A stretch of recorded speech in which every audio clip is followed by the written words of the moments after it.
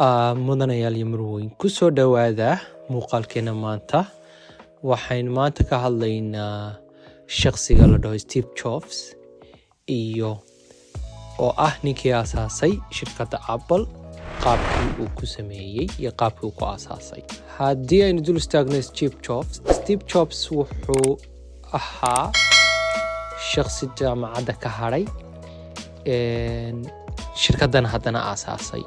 qaabkii uu ku aasaasay iyo qaabkii uu ahaa markuu ka hadlayay 2005 jaamacadda wuxuu yiri waa ina jaamacadda ka hadho waxay ku dhacday noloshaydii ka horeysay intaan dhalan hooyadii ay uurka lahayd.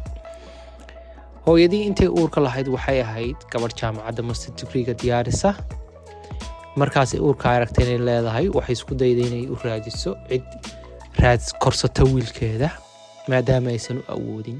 waxay iska diiwaangelisay meelaha caruurta laga diiwaangeliyo loo raadinayo faamilada raba inay korsadaan oo adoption ka raba inay sameeyaan. waxayna shuruud uga dhigtay inay noqdaan dadkaas dad wax bartay wiilkeedana wax baraya. family lawyer baa markii hore saxeexay oo sugayay intuusan dhalan ka hor familigii. laakiinse family lawyer-ka ahaa markuu dhashay wiil inuu noqday la yiri wiil waaye way diideen, waxay rabeen inay gabadh ay korsadaan laakiin maysan suurad gelin. sidaa darteed family waiting-ka ku jiray baa la wacay oo dad beeraley ahaa. familkii baa yiri haa waan korsanaynaa, laakiin haddana hooyadii ayaa ogaatay inaysan familku aysan dad wax bartay aysan ahayn. kadibna hooyadii waxay tiri warqadaha ma saxeexayo ma ogolaanayo. adigu 3 bilood kadib ayuu yiri bay hooyaday saxeexday warqadihii markii ay familkii ogolaadeen in ay jaamacadda iga bixinayaan. Steve Jobs jaamacaddii waa laga bixiyey markuu iska diiwaangeliyay. sanadkii koowaad maadooyinkiisi waaba ku socon waayeen. wuxuuna yiri warkay igu socon waayeen inaan ka hadho waa isku dayay. wuuna ka hadhay, laakiinse markuu ka hadhay kadib noloshii dee waa way ku yara adkaatay. laakiinse adigu muddo markuu 20 jirka ahaa ayay isagii ninay saaxiiba yihiin oo Steve Wozniak la dhaho ayay shirkaddan ka aasaaseen Apple. weli waxay ku aasaaseen garage gurigiisa ahaa 1976. 10 sano gudaheed markay ahayd ayay shirkaddii waxay soo saartay first personal computerkii ugu horeeyay ee shakhsi isticmaali karo oo Macintosh la dhahayay. intaa ka hor kombiyuutaradu waxay ahayn kombiyuutaro waaweyn oo shirkaduhu ay isticmaalaan, laakiin kombiyuutarka ugu horeeyay shakhsi isticmaali karo iyagaa soo saaray. markay sanadkii koobaad ayay waxay shaqaalaysiiyeen dad 4,000 gaadhaya. lacagta kambaniguna wuxuu ahaa lacag aad u badan. adigu markii uu shaqaynayay kadib wuxuu isku dayay Steve Jobs si uu shirkaddii u horumariyo.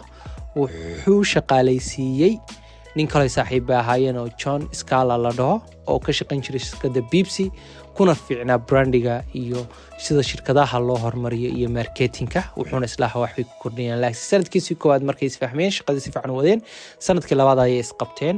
ra'yigoodii iyo fikradii shirkadda lagu horumarinayay way isku fahmi waayeen. kadibna guddidii shirkadda ayaa fadhiistay oo boardka ahaa. boardkii waxay la sabteen John. Steve Jobsna sidii ayaa shaqada looga baaciyey. waxaana shaqada ka baaciyey ninkii uu isagu shaqaalaysiiyey. shirkaddii Apple markaa kadib hoos u dhac ayaa ku yimi. khasaare badan ayay gashay. heer waxay gaadhay xitaa ay Microsoft maxkamadda la korto. maxkamadahana waxaa ku kalifay Microsoft ayaa soo saartay iyadana personal computer. kadibna waxay yidhahdeen ra'yigayga ayay xaday. Steve Jobs laakiinse markay saas ku dhacday adigu 5 sano gudaheed wuxuu haddana ku sameeyay 2 shirkadood oo kale oo Next iyo Pixar la kala dhahayay. 2 shirkadood si fiican ayay ugu shaqeeyeen, horumar ayuu soo gaarsiiyey. laakiin adigu markii shirkaddii Apple ay aad hoos u dhac ugu yimi oo hoos dhaceedii aad u sii batay ayay waxay dib u gadatay 2 company ee uu aasaasay Steve Jobsna dib ay u shaqaalaysiisay. markaas ayuu horumarka haddana dib u sii gaarsiiyey. xilliyada qaar noloshu ciriiri ayay kugu noqonaysaa. sidaa darteed ha ka hadhin oo ha ka niyad jabin. waana inaad raadisaa waxyaalaha aad jeceshahay inaad qabato si aad ugu raacaysato shaqadaysa iyo inaad wixii qabanayso. xitaa haddii aadan weli helin waa inaad raadisaa inta aad ka helaysid. Hadalkan waxaa yiri Steve Jobs. Steve Jobs waa ninkii aasaasay shirkadda Apple. wuxuuna hadalkan jeediyay 2005 maalintii uu ka hadlayay jaamacadda Stratford University.